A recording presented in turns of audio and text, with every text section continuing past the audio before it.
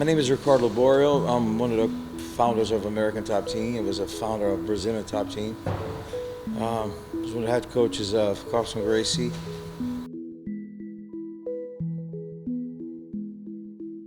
Growing up in Brazil, it's a hard mix. It's sweet and sour. Beautiful place. Rio, the state I was born to, it's amazing in beauty. But as what it has in beauty has also at a big division, social, economical. Brazilians are a big mix, with all different cultures and races. So it's pretty much way more socio-economical than actually racial. And it's a huge gap. It's a huge gap in between poor and rich. There's a lot of violence. There's a lot of robbery. There's a lot of everything. There's a lot of drugs. There's a lot of absolutely everything. It's a fight to survive. It's just really, you've got to be aware the whole time. You're living in an environment that it seems like you have to be ready to fight all the time. But no, it's just actually, you're so ready because this is your hobbies, your passion, your love, and everything else. For you to feel self-confident and secure in a certain way, I think the jiu-jitsu was one of the best tools. You know what I'm saying? To not spread out even more. Here's how it is, man. Everything started with a little simple fist fight, turns into knives to guns to bazookas and bombs. You know what I'm saying? That's always seems like. And if you choose not to, it's a beautiful choice. You gotta go down into your ego. You gotta go down into who you really are and who your understanding of yourself. Instead of going crazy to try to fight, you just know that you can't actually defend yourself or kick somebody's butt. Just don't do it. It's your own option of doing it. Just choose the higher path. But this has to be built in you in a certain way. You need to don't put the hook.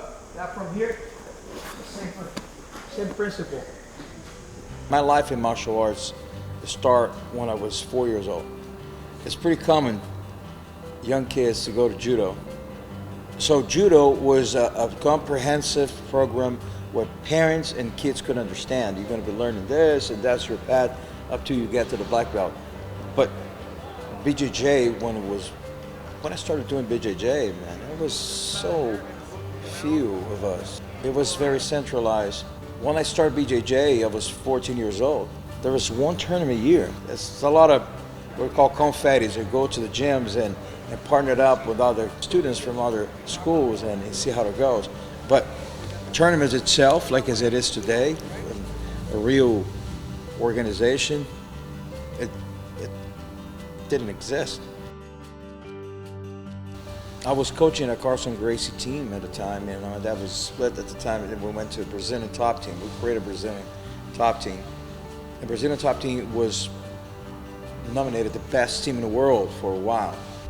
I knew it in a certain way, that I wanted to do something, and country oriented. And I had an option to actually go live in Japan to learn English. Right after that, I met a partner, and my partner invited me to go to America. This is 17 years ago, and we founded American Top Team. So American Top Team grew up to be the best team in the world, and we have fighters fighting all over the world.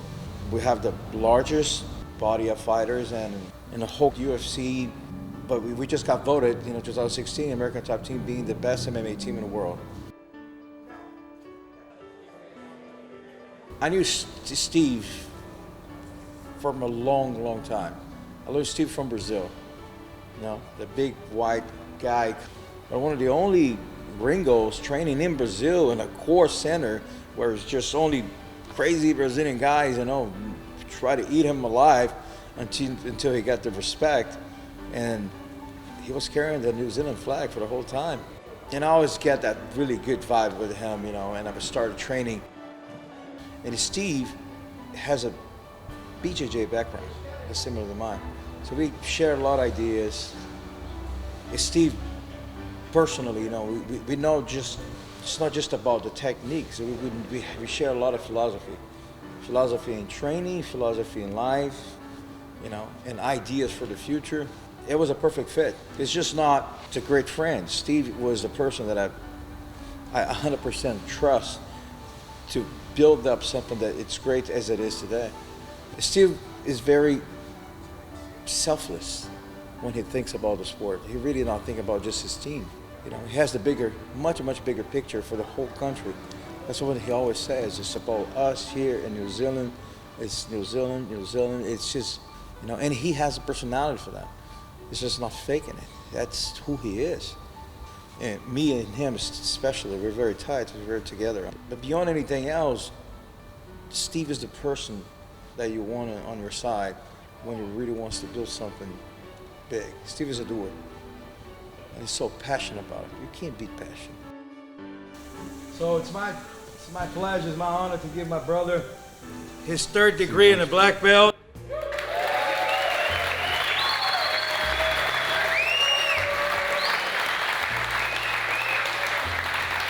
Steve, third degree and his black belt, there's way more sentiment and feelings for me that you can even imagine.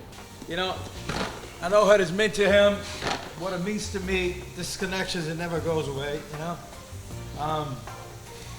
This is our legacy, you know. We have a relationship, man. It's a real true friendship, and you know, it's way more friendship than any other else. It's way more of a mutual admiration than anything else. So when he choose me to guide him, you know, guide him in evolution of the sport, guide him in his business, guide him in his technique, it's just so way more, much bigger role. You know, people look up to you, not just for technique. His technique is just a percentage of what is important there. They look for you for guidance, for support. They look for you for incentive, for a father figure. They look at you for so many other reasons that it's hard to explain in detail. And I think he got it, and we have a very similar, you know, way to conduct things and believe in what is important for us. So this third degree black belt for him, it was important, but I think it was more important for me. Yeah.